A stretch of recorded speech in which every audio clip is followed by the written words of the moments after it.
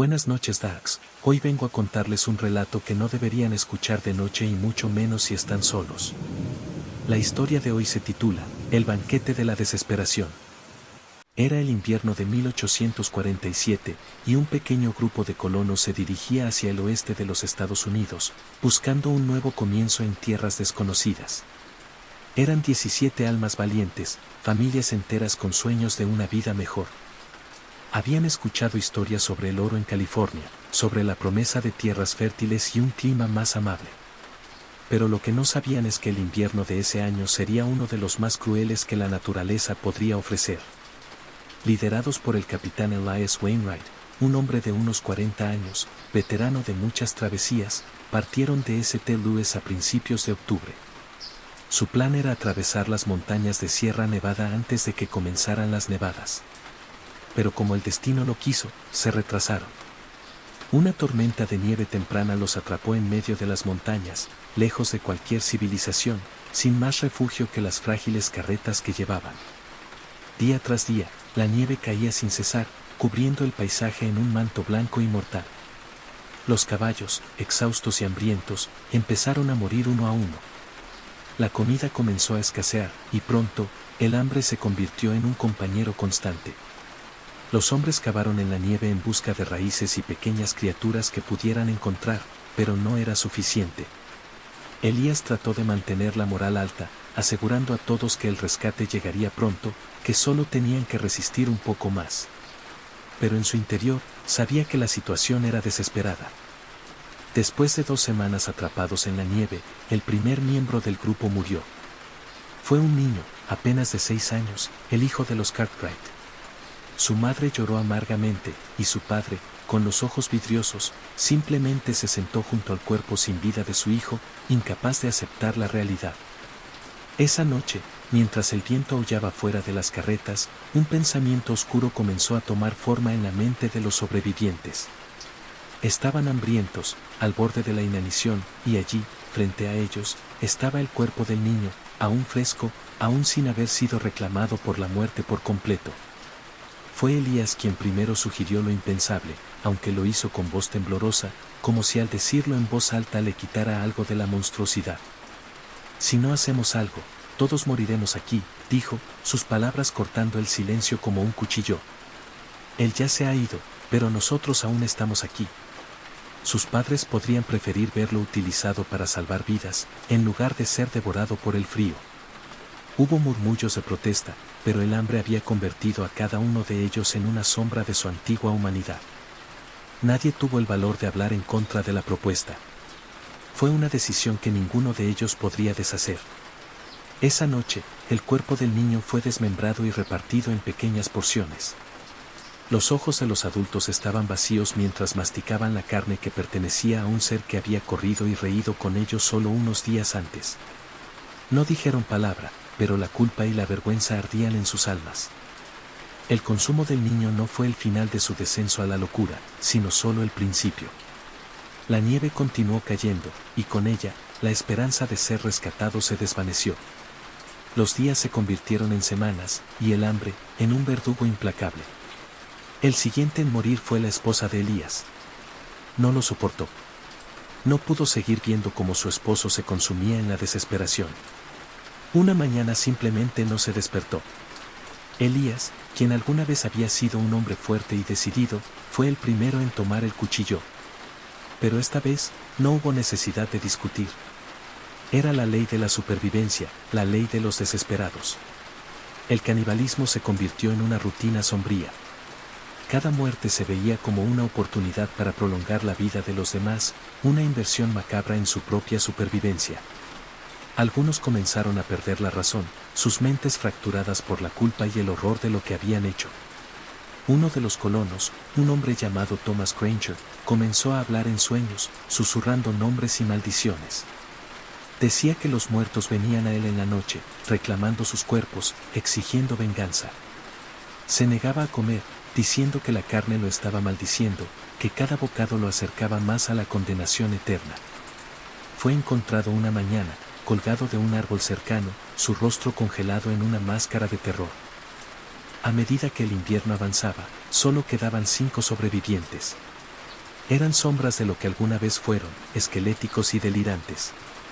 Una noche, mientras el viento soplaba como un lamento, uno de los hombres, Samuel Fitch, tuvo una visión. Dijo que había visto a los muertos, a todos aquellos que habían sido consumidos, caminando hacia ellos desde la nieve, sus cuerpos destrozados y sus ojos llenos de odio. El pánico se apoderó de ellos. Elías intentó calmar a Samuel, pero él se aferró a la creencia de que los fantasmas de los muertos estaban cerca, listos para arrastrarlos al infierno. Samuel comenzó a gritar que estaban todos malditos, que la única manera de escapar era morir antes de que los muertos vinieran por ellos. Aterrorizados por la posibilidad de que Samuel tuviera razón, los otros lo ataron para evitar que se lastimara.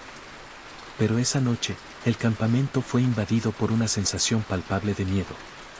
Ninguno de ellos pudo dormir, sus mentes llenas de imágenes de cuerpos sin vida que emergían de la nieve, con ojos vacíos y dientes afilados.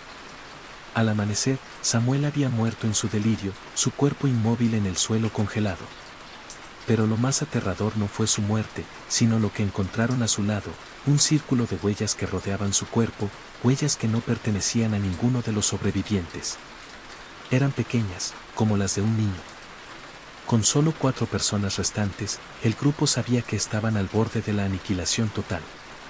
Elías, quien había tomado la mayoría de las decisiones difíciles, estaba al límite de su cordura. Comenzó a escuchar voces en la noche, susurros que le hablaban desde las sombras. Le decían que el único camino hacia la redención era a través del sacrificio. Una noche, Elías llamó a los demás para una última reunión. «No podemos seguir así», dijo con una voz apagada.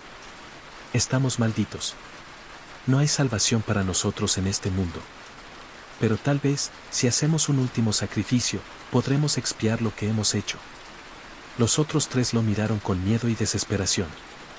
Sabían lo que estaba sugiriendo, pero ninguno tenía la fuerza para oponerse. La única mujer que quedaba, Sarah Dawson, rompió en llanto, pero finalmente asintió.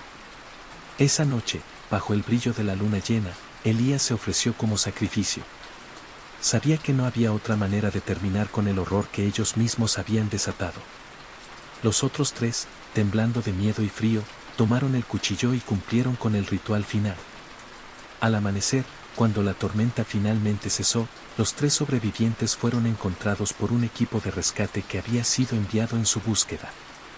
Pero lo que los rescatadores encontraron no fue un grupo de personas agradecidas por su salvación, sino 3 cuerpos temblorosos, con los ojos vacíos, incapaces de hablar. En el centro del campamento, rodeado de nieve manchada de rojo, estaba el cuerpo mutilado de Elías, como un macabro monumento a la desesperación. Sarah Dawson, la última mujer en sobrevivir, fue la que más tiempo soportó.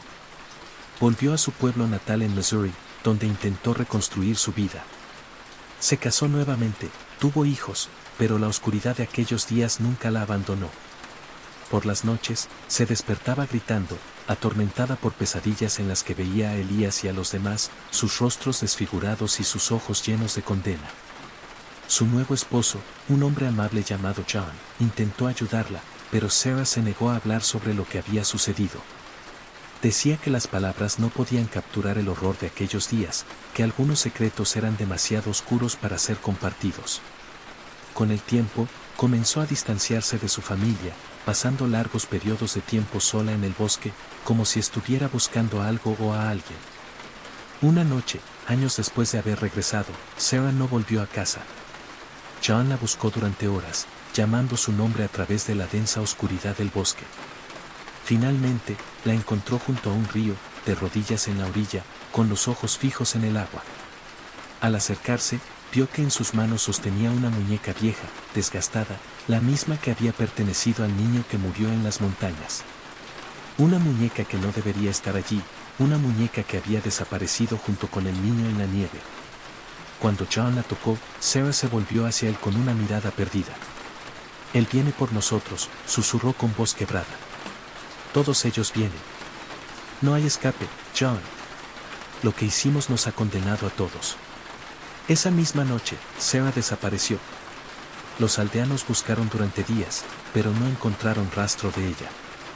Algunos decían que había caído en el río y se había ahogado, pero otros creían que los fantasmas de las montañas finalmente habían venido por ella.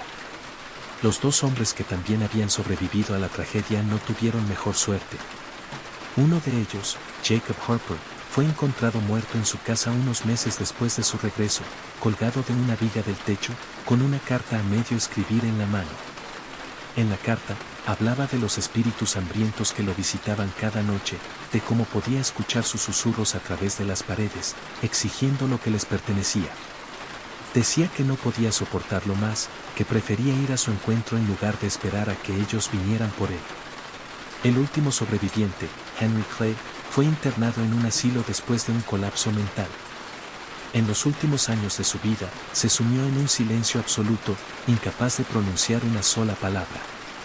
Los médicos que lo cuidaron dijeron que en sus momentos más lúcidos, lo vieron señalando hacia la ventana, con una expresión de puro terror, como si algo o alguien lo estuviera observando desde afuera. La historia de Elias Wainwright y los colonos que quedaron atrapados en las montañas de Sierra Nevada se convirtió en una leyenda, un cuento de advertencia sobre los extremos a los que puede llegar la desesperación humana.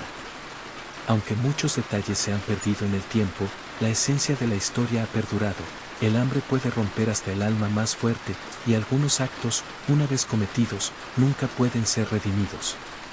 Los cuerpos de aquellos que murieron en las montañas nunca fueron recuperados, y algunos dicen que sus espíritus aún vagan por allí, buscando venganza o tal vez simplemente compañía.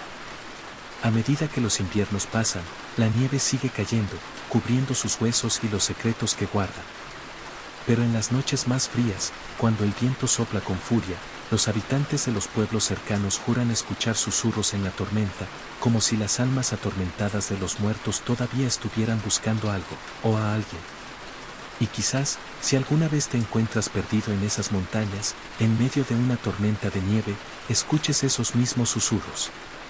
Y tal vez, solo tal vez, puedas ver figuras entre los árboles, sombras que te observan con ojos vacíos y hambrientos.